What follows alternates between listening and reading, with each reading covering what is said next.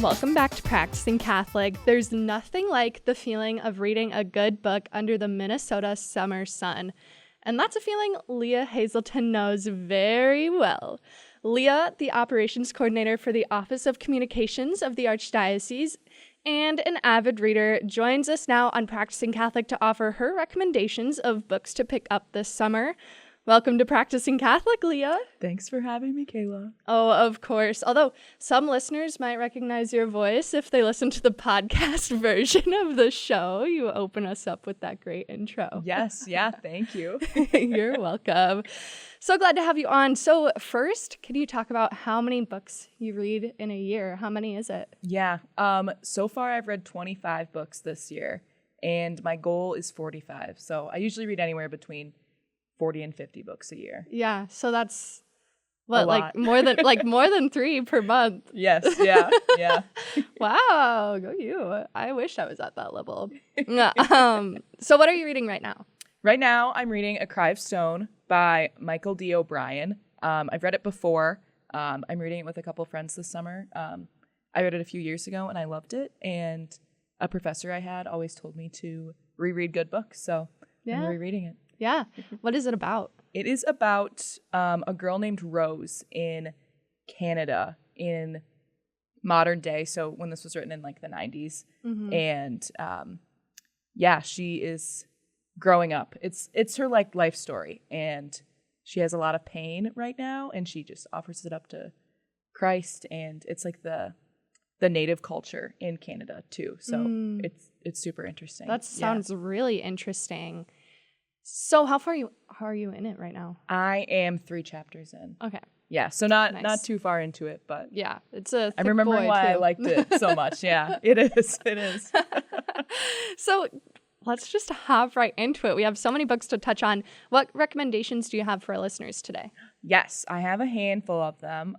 First, I have Wendell Berry's Hannah Coulter. This is one of my favorite books.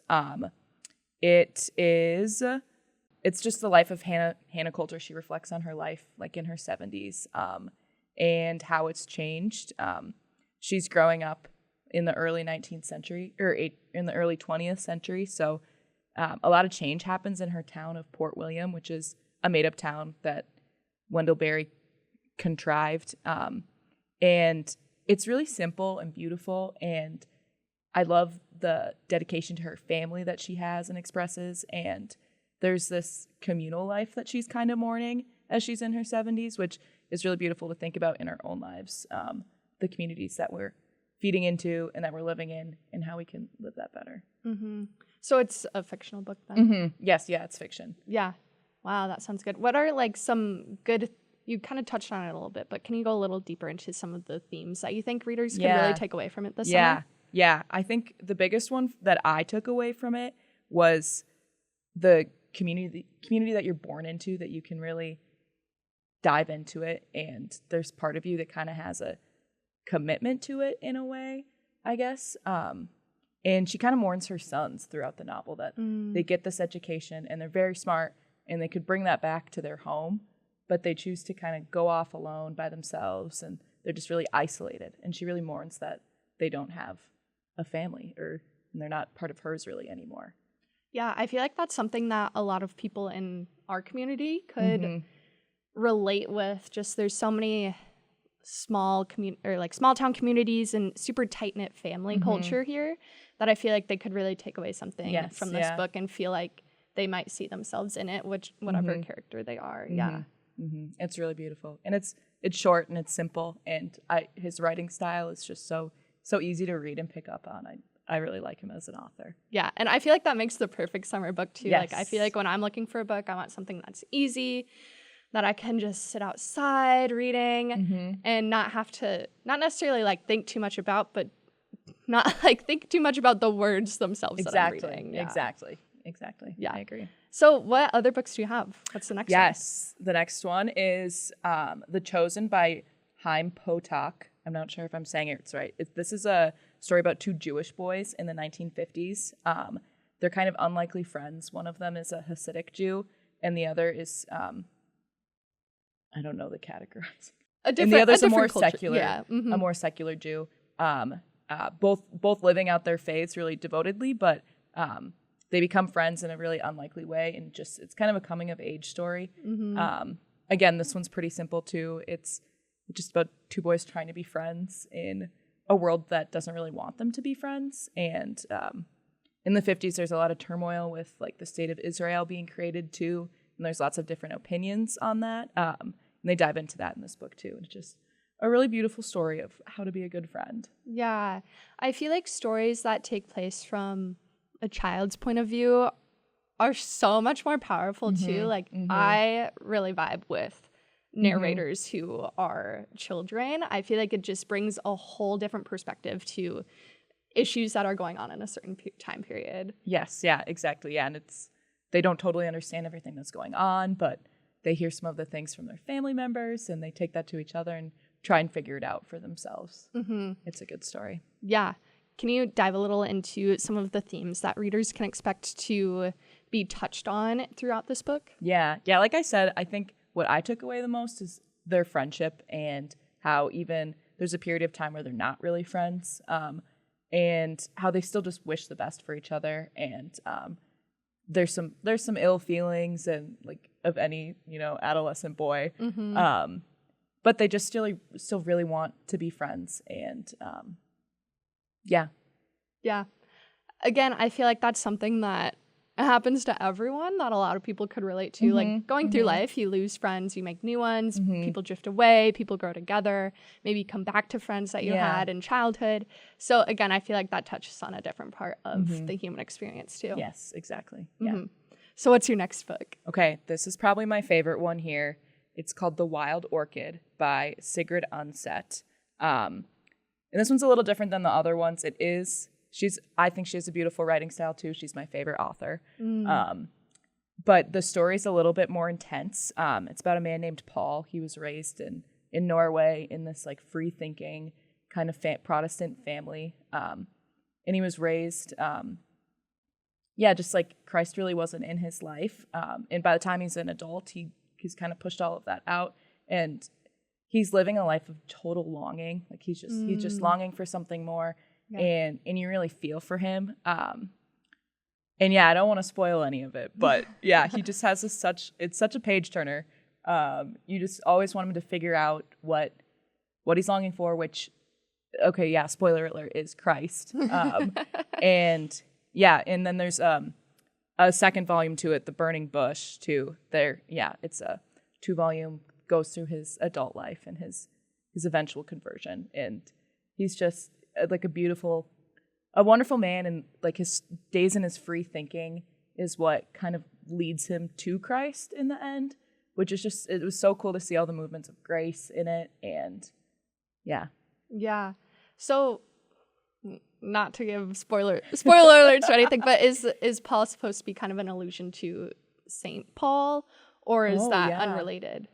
Wow, I haven't thought about that before. Yeah, I think so. I always took it as the author Sigrid Undset went through a big conversion, that she was raised this way, from what I understand of her history, and then had a huge conversion that really changed a lot of her life. Yeah. In ways that is reflected in Paul. So I think it's kind of autobiographical, but I bet it would be kind of like St. Paul too, because he's an influential person, so he does influence other people.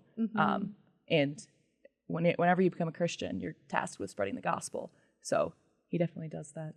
Kind of like St. Paul. I'll have to think about that now. Yeah. Ooh, next time I read it. A fun little reflection.